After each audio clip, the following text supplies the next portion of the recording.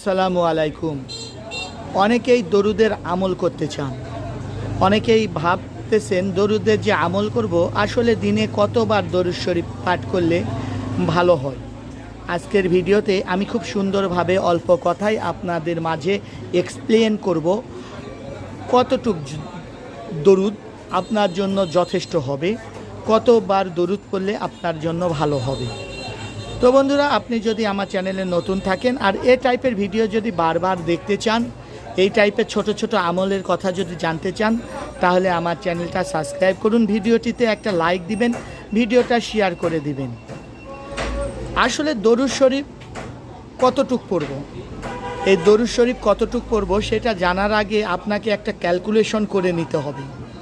একবার দরুদ শরীফ পাঠ করলে আল্লাহ আপনার দিকে 10 বার রহমতের নজরে দিবেন বা 10 বার রহমতের দৃষ্টিপাত করবেন।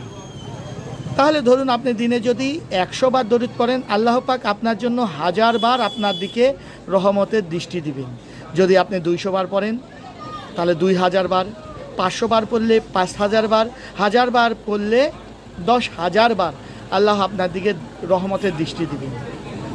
এখন আপনিই ভাবুন, আপনিই চিন্তা করুন, আপনার আল্লাহর রহমতের দৃষ্টি আপনার উপর কতবার আপনি চাচ্ছেন, আর এতবার তাহলে আপনি পড়ে নিন। এটাই সবচেয়ে ছোট্ট ক্যালকুলেশন। ভালো মন্দ বিচার করুন, আপনিই আমল করতে থাকুন। ধন্যবাদ।